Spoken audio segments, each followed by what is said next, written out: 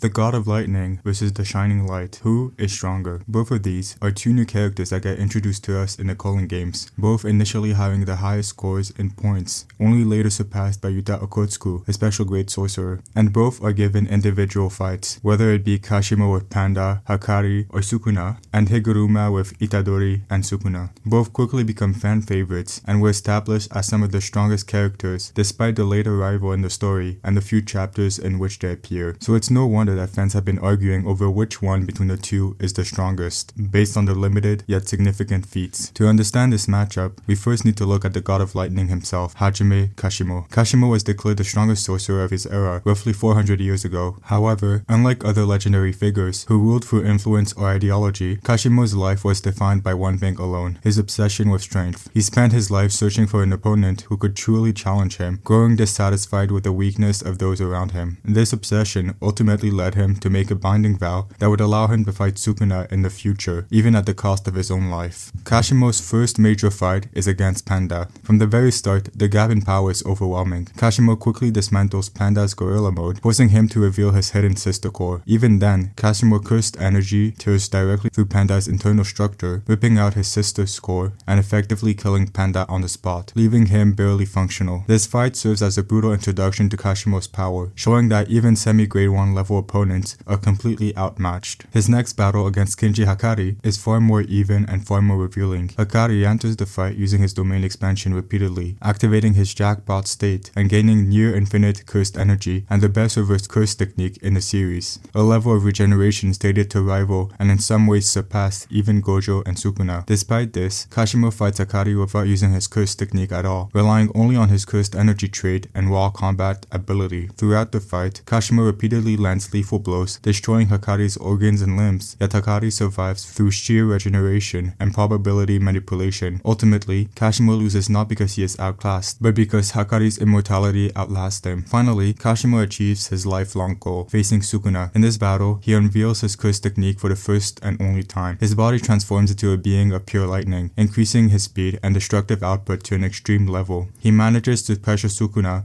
and forces him to acknowledge his strength, but the cost of this transformation is absolute. Kashimo's body rapidly breaks down, and Sukuna ultimately overwhelms him with superior curse technique and domain level abilities. Kashimo dies, having finally fought the strongest sorcerer in history, fulfilling his purpose. In terms of abilities, Kashimo's cursed energy trait is electricity. This means every physical strike he lands carries an electric charge, allowing him to bypass conventional durability and directly damage internal structures. Additionally, much like a domain sure hit effect, Kashimo's cursed energy are always guaranteed to hit once contact is established. Kashimo's curse technique, Mythical Beast Amber, allows him to convert his body into pure electrical energy, massively amplifying his physical capabilities at the cost of his life. This technique can only be used once, functioning as a suicide transformation meant solely for his battle against Sukuna. He can also use Hollow Wicker Basket, an anti-domain technique that nullifies the sure hit effects of domain expansions. Turning now to the shining light of the Culling Games, Hiromi Higuruma. Before becoming a sorcerer, Higuruma lived as a defense attorney, deeply disillusioned with Japan's legal system. His entire worldview was shaped by injustice, false convictions, and cruelty of institutional authority. When he entered the Culling Games, his mentality, rather than just his power, became his defining trait. Higuruma's first major fight is against Yuji Itadori. Yuji, one of the most capable hand-to-hand fighters in Jujutsu Kaisen, forces Higuruma into close combat with raw physical strength and his signature left-right goodnight fighting style. Despite Yuji's overwhelming physical pressure, Higuruma adapts instantly, deploying his domain expansion and forcing Yuji into a legal trial. This fight demonstrates Higuruma's ability to analyze opponents mid-battle. Later, Higuruma confronts Sukuna himself, wielding the Executioner's sword. Even against the King of Curses, Higuruma remains composed, using domain amplification and reverse curse technique in tandem, showing technical mastery far beyond what should be possible for such a new sorcerer. Throughout the series, Higuruma is repeatedly described as a genius. He reached grade 1 sorcerer in just 12 days, and after only 2 months, he was stated to have potential equal to Gojo Satoru himself. In terms of abilities, Higuruma possesses domain amplification, reverse curse technique, exceptional cursed energy control, and the use of his curse tool, the Executioner's sword. His domain expansion, Deadly Sentencing, forces opponents into a courtroom trial where the curse technique can be confiscated and where he can also gain the Executioner's sword, a weapon that guarantees death in a single strike if it connects. From what we've seen so far, Higuruma appears to be a more well-rounded and technically competent fighter. He can use curse technique, reverse curse technique, domain amplification, an anti-domain technique that does not require acquire hands on and allows him to continue fighting freely, and he possesses a domain expansion that can both remove his opponent's curse technique and grant him a weapon capable of killing in one blow. Additionally, Kashimo shows clear weaknesses throughout his fights. The properties of electricity work against him in certain environments. During his fight with Hakari, once submerged in water, even the smallest output of cursed energy caused his entire electrical charge to disperse, nullifying his attacks. We can also infer that his electricity would be ineffective against insulating materials such as rubber, similar to the matchup between Luffy and Ano in One Piece. Additionally, his curse technique is fundamentally limited. He can only use it once in his entire lifetime. However, we also have to take into account how Higuruma's domain expansion actually works. His domain only judges crimes committed during the target's current life. This already limits its effectiveness against someone like Kashimo, whose most serious battles took place over 400 years ago. On top of that, judgment does not always select the most severe crimes. It can also choose a minor offense, such as property damage, instead of something like murder. In that case, the result would only be confiscation rather than death penalty. And even if confiscation does occur, it may not even target Kashimo's cursed technique. Judgment can also confiscate cursed tools instead. This means that instead of losing mythical beast Amber, Kashimo could simply lose his Neo Staff. That would still leave him with his cursed energy trait and his physical combat ability intact, giving him a last resort that he likely would not even need to use. This becomes even more important when we remember that throughout his entire fight against Hakari, Kashimo never once used his cursed technique. He fought one of the most broken characters in the series, someone with infinite cursed energy and the strongest reverse curse technique, using only his base abilities. This shows that Kashimo is fully capable of fighting at a high level, even without relying on mythical beast Amber. Additionally, when we compare the close combat performances, Kashimo is clearly more efficient in hand-to-hand combat than Higuruma. Kashimo fought Hakari, who could constantly reinforce his punches and speed with unlimited cursed energy. Higuruma, on the other hand, fought Itadori, who at the time could not even use cursed energy. And yet, Kashimo was able to keep up with, overwhelm, and nearly kill Hakari multiple times through sheer combat skill and battle awareness. So in either scenario, whether Kashimo loses his curse technique or his curse tool, he is still capable of fighting without truly being held back. But Higuruma's biggest weakness and Kashimo's greatest strength ultimately comes down to experience. Kashimo is a veteran warrior who lived an entire lifetime fighting sorcerers until his dying breath. Combat is not something he learned recently, it is something he mastered over decades. Higuruma, although a genius, has very little experience actually fighting sorcerers or even understanding cursed energy itself. His growth is rapid, but his time in battle is short. We see Kashimo's experience clearly and how quickly he adapts to new opponents. Against Panda, after only a single strike, he immediately understood the nature of Panda's special ability and adjusted his attacks accordingly. Against Hakari, he was able to formulate multiple strategies to deal with what appeared to be immortality itself. His first strategy was to target Hakari's head, to destroy his brain and prevent him from using reverse curse technique. When that failed, he devised a second plan, discharging a small amount of electricity into the surrounding water to create chlorine gas. This was based on his understanding that poison is one of the few things that can affect reverse curse technique users, since poison is extremely difficult to heal from. This level of tactical thinking, mid-fight, is something Higuruma has not yet shown at the same scale. Some may argue that Kashimo lost to Sukuna much faster than Higuruma did, and that Higuruma therefore performed better, but there are two major reasons why this comparison is misleading. First, Kashimo fought Sukuna completely alone. Higuruma fought alongside Itadori and Kusakabe, meaning Sukuna's attention and pressure were divided. Second, and more importantly, Sukuna does not fight every opponent with the same seriousness. He restrains himself against those who interest him. This is why he allowed Higuruma to survive long enough to learn and use reverse curse technique. This is why many characters who were vastly weaker than Gojo himself were still able to exchange blows with Sukuna for a noticeable amount of time. The survival was not proof of superiority, but proof of Sukuna's curiosity. When we account for how deadly sentencing functions, Kashimo's ability to fight without his curse technique, his superior hand-to-hand efficiency, and most importantly, his overwhelming combat experience, the matchup becomes much clearer. Higuruma may be the shining light of the new generation, but Kashimo is a god of lightning, forged through an entire lifetime of battle. And in the fight between the two, that difference in experience and combat instinct is what ultimately decides the winner. Now, if you like this video, please like and subscribe.